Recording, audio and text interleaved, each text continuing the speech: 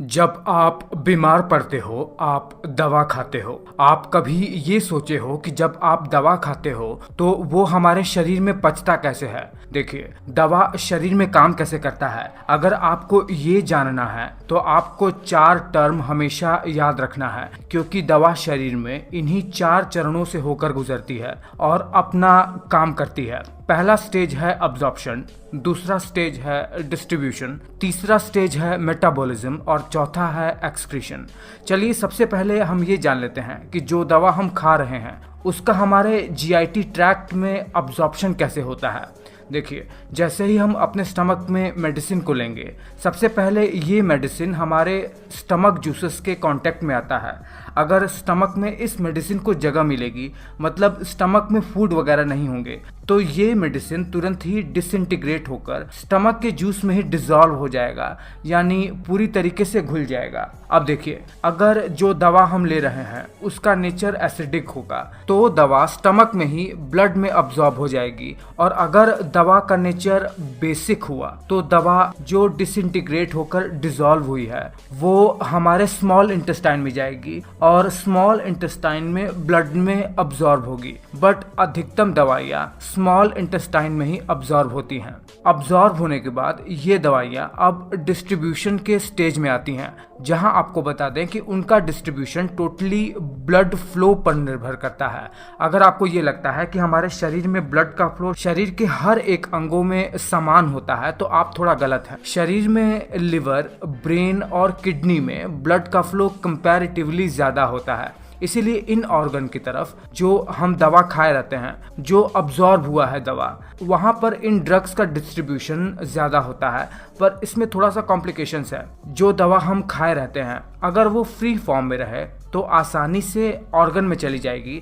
अगर वही दवा प्लाज्मा प्रोटीन के साथ बाइंड हो जाएगी, जो कि ब्लड में ही पाया जाता है, तो ये मैक्रो मॉलिक्यूल्स में बन जाएंगे और साइज में इतने बड़े हो जाएंगे कि ये ऑर्गन में डिफ्यूज ही नहीं हो पाएंगे, और तब तक ब्लड में ही सर्कुलेट होते रहेंगे जब तक प्रोटीन के साथ ये अनबाइंड होकर दोबारा से फ्री फॉर्म में ना आ जाए। उदाहरण के लिए एसिडिक नेचर वाली दवाइयाँ ब्लड प्लाज्मा के एल्ब्यूमिन के साथ बाइंड होती हैं, और बेसिक नेचर वाली दवाइयाँ अल्फा एसिड ग्लाइकोप्रोटीन के साथ बाइंड होती हैं।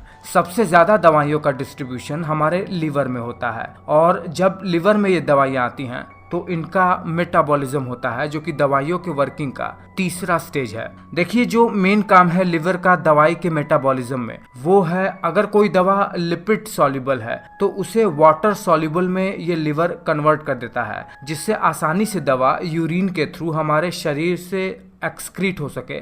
और इतना ही नहीं, लिवर दवाई के साथ बहुत सारा काम करता है। दरअसल अगर कोई दवा इनएक्टिव फॉर्म में है तो यही लिवर इन्हीं दवाइयों को एक्टिव फॉर्म में कन्वर्ट करके ब्लड में सर्कुलेट करवाता है। अगर कोई दवा एक्टिव फॉर्म में है तो ये लिवर क्या करेगा, उसे इनएक्टिव फॉर्म में कन्वर्ट भी कर सकता है ये लिवर, और ऐसा होने पर मैक्सिमम पोर्शन दवा का शरीर में काम नहीं कर सकता है। ऐसा भी काम लिवर कर सकता है। दरअसल लिवर में पहुंचने पर दवा के साथ बहुत सारी क्रियाएं होती हैं, और जब ये मेटाबॉलिज्म की क्रियाएं हो जाती हैं तो जो फाइनल प्रोडक्ट बनता है लिवर में उसे मेटाबोलाइट्स कहते हैं। आपको जानकर आश्चर्य होगा कि जितनी भी दवा हम खाते हैं उसमें से अधिकतम पोर्शन लिवर मेटाबॉलिज्म करके उसे निष्क्रिय कर देता है। इसीलिए डॉक्टर हमें जितनी दवा की जरूरत होती है उससे ज्यादा अमाउंट में लिखता है, जिससे दवा के मेटाबॉलिज्म के बाद भी दवा हमारे ब्लड में सर्कुलेट होकर जहां जरूरी है वहां जाकर अपना काम कर सके। उसके बाद दवा के पाचन में आता है चौथा स्टेज एक्सक्रीशन का।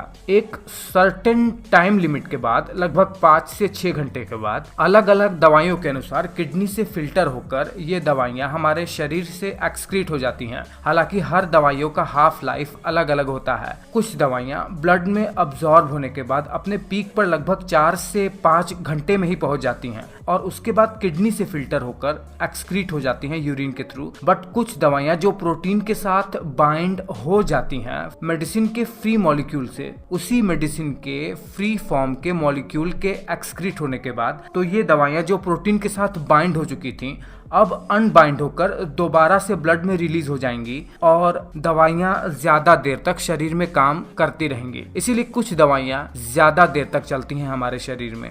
फिलहाल मैं आशा कर रहा हूं कि एक बहुत ही छोटे से वीडियो में एक बहुत ही अच्छी सी जानकारी मैं दे पाने में सक्षम हो पाया हूं। अगर ऐसा है तो आप वीडियो को लाइक ज़रूर करना।